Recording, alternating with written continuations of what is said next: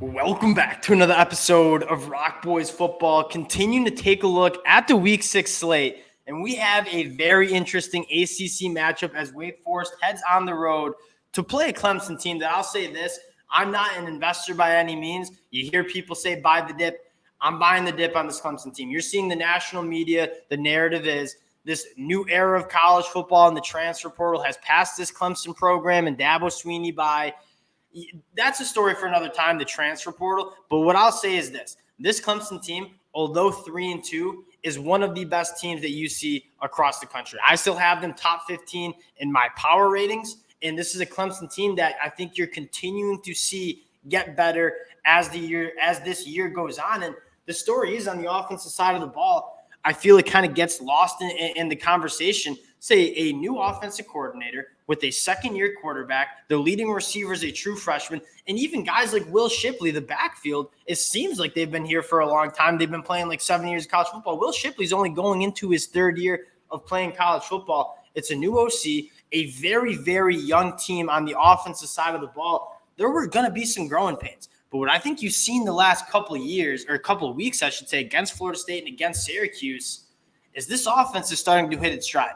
And I'm really, really excited to see how this Clemson team is the second half of the season. Now, before we get into breaking down this matchup, because there are some things I think Wake Forest can challenge Clemson with, I just want to say thank you to you guys. The support that you guys have shown the boys for all these game breakdowns, it's been absolutely phenomenal. Almost 10,000 subscribers. If you guys do want to support the fellas, consider subscribing to the channel. But more importantly, and again, best part about doing this, talking ball, learning from you guys in the comment section. Would love to hear your takes there. We'll chop it up. And without further ado, let's get into this one. And I want to start again with this Clemson offense going up against this Wake Forest defense. And I said Wake Forest can do some things that can maybe test Clemson.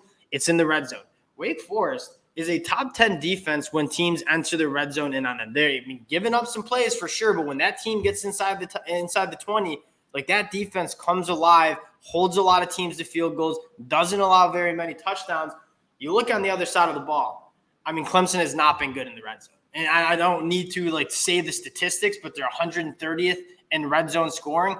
Clemson, going back to the Duke game, when they got in the red zone, shot themselves in the foot multiple times. And you go back to when you're trying to win a national championship, win an ACC, the margin of error becomes really, really small. Dabo Swinney said that. And you make those kind of mistakes. That's kind of how you get that 3-2 record. If this team can continue to get better in the red zone, I mean, this is a very, very good team. Now, looking at what we've seen from this Clemson offense, and again, Wake Forest is a solid defense. They got some guys who can get after the passer. They got a few guys in the secondary that I do like.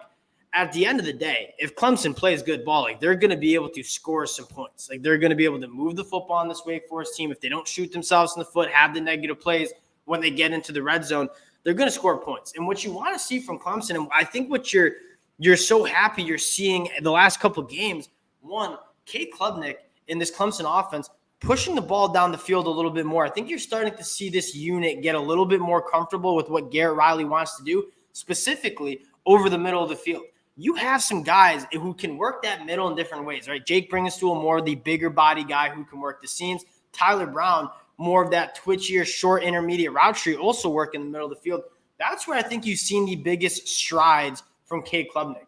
When he was a younger, he was kind of erratic over the middle of the field, and that's not a spot where you want to be erratic throwing the football. I think he's been much cleaner working that middle. The ball's getting pushed downfield a little bit more. And most importantly, you're just seeing guys get open a little bit more and be able to operate in space. And that's the biggest thing that we didn't see from Clemson last year.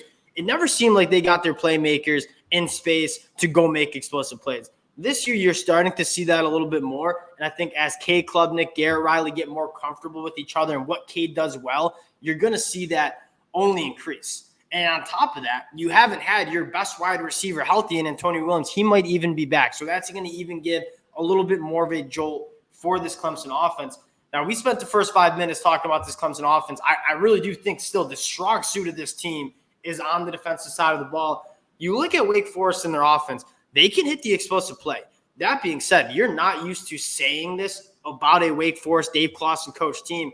They've struggled with sacks and they've struggled with turnovers. And that, again, you look at why Wake Forest has won so many games in the past, they don't beat themselves. And I think what you're seeing for Wake, and we'll get to the Clemson defense in a second, is there's not been a team around the country that's benefited more from that COVID eligibility year than Wake Forest, because they don't really recruit to the level Clemson recruits. They clearly don't.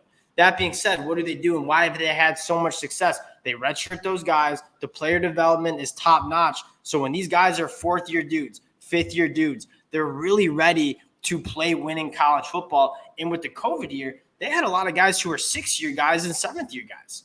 With that COVID eligibility year getting phased out of the sport, you're seeing Wake Forest kind of struggle. They lost a lot of guys up front, six-year offensive linemen who are now gone. And I think that's part of the reason why you see that 12% sack rate. And let's be honest, Mitch Griffiths just not going through his progressions as fast as Sam Hartman used to. Right? Sam Hartman was one of the best FBS quarterbacks that we saw in the country, and he was really, really good at getting that football out quickly.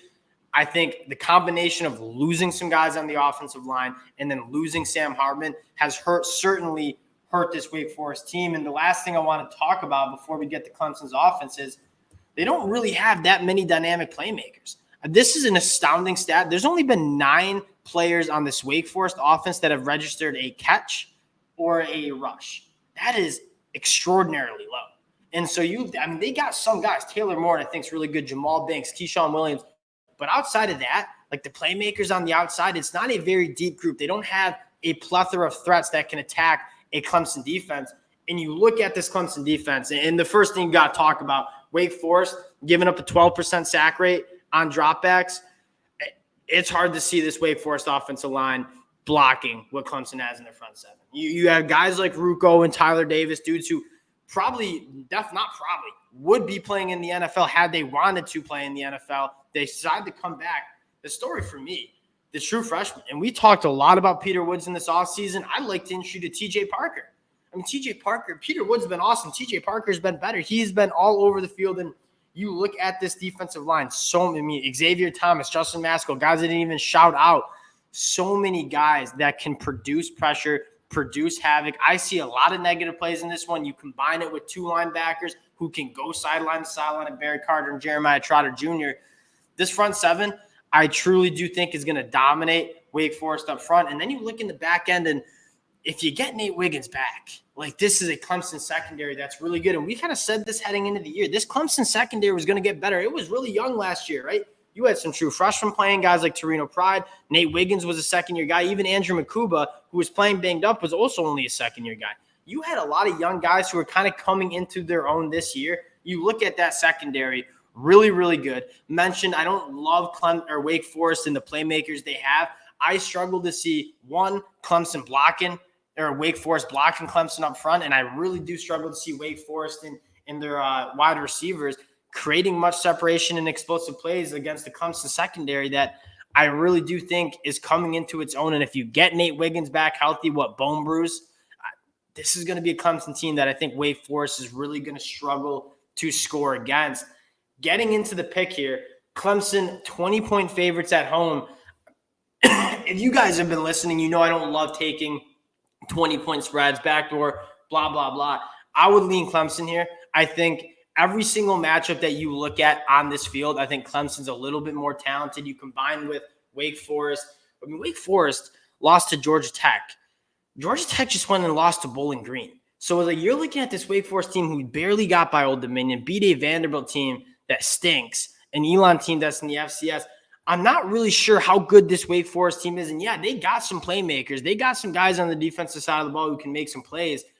But at the end of the day, I think Clemson, a little too much talent, a little too much playmaking ability. And when you look at both sides of the trenches, I think Clemson's favored in both sides. I think they got better playmakers on the defensive side of the ball than Wake Forest does on the offensive side of the ball.